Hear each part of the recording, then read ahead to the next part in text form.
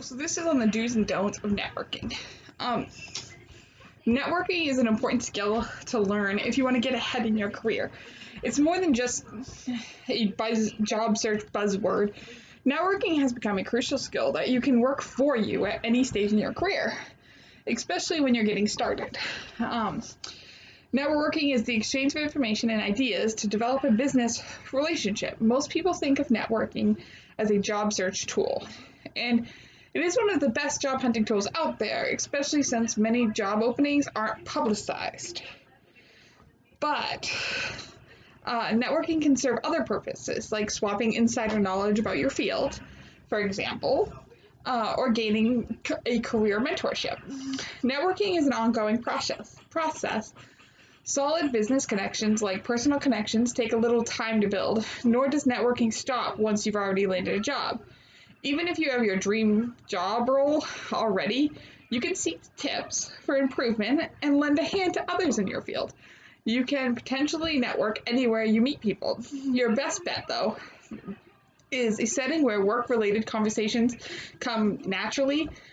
These settings might include events and conferences related to your field, local alumni associations of your high school, university, or graduate school.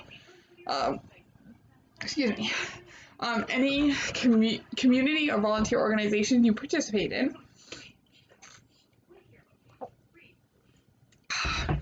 Online groups devoted to shared interest in your field. So here are some of the do's and don'ts.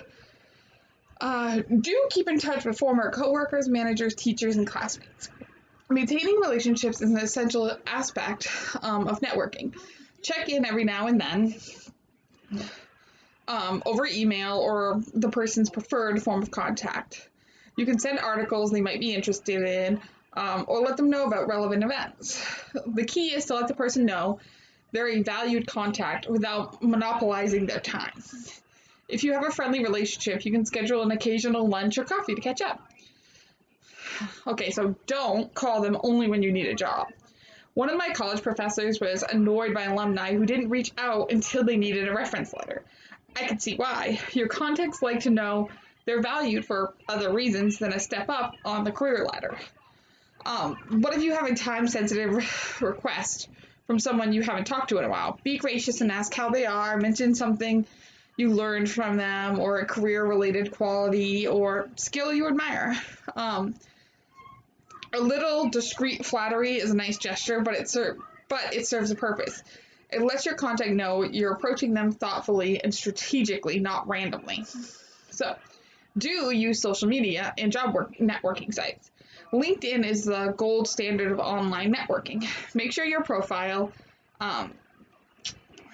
is up to date and as complete as possible. You can check out your features and other job sites, many of which offer forums and ways for users to connect. The more social network sites like Facebook and Twitter are increasingly becoming networking hubs. Some companies post jobs on Twitter regularly. Following a company or a high-profile individual on social media is an easy way to show interest and stay up to date. Don't forget to make your profiles user-friendly. We all know by now to delete or hide behind a privacy filter any information online we wouldn't want a potential boss to see. But if the info you do choose to share can be an asset, on sites like LinkedIn, consider doing a little keyword research about the job you want. Add frequently used keywords to your profile. When potential contacts search for those words, you'll be visible. Have a clear headshot. Share job-related activities you attend and pass on pertinent information about the field. Contacts will see you're approachable, engaged, and hoping to progress.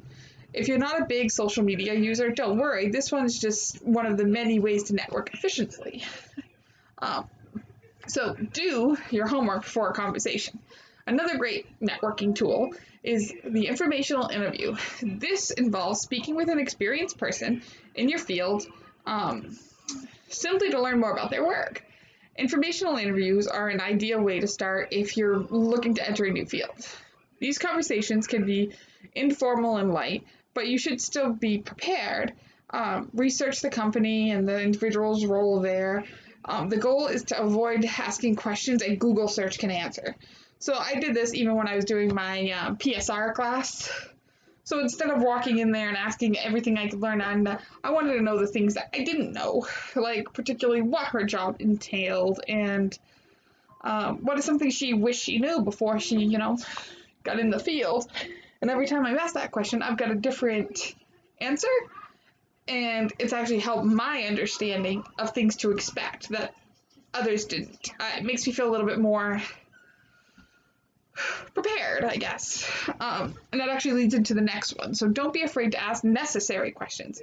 Networking is all about personal connections, including the perspectives you can only get from listening to others.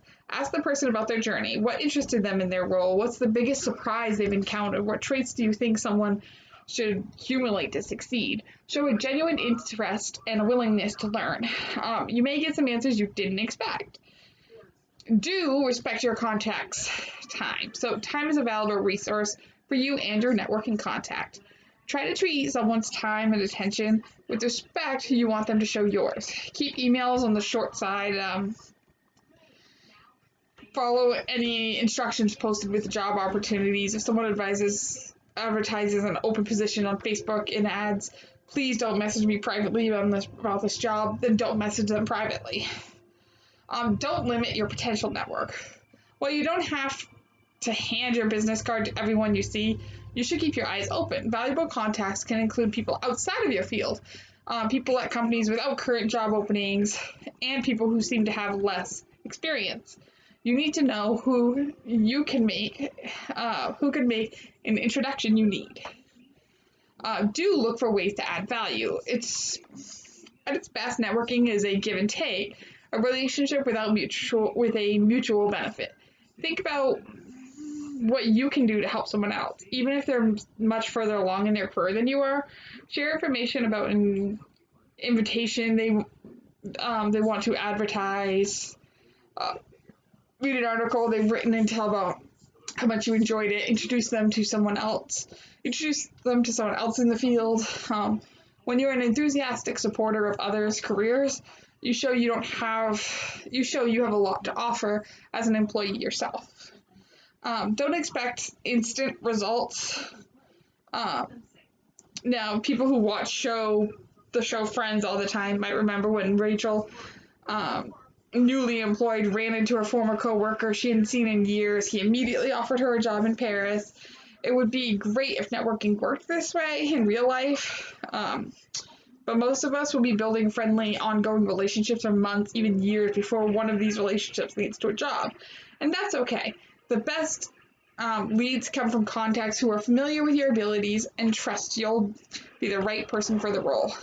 These contacts aren't made overnight, but the more of them you have in your wheelhouse, the more likely your career will get a boost.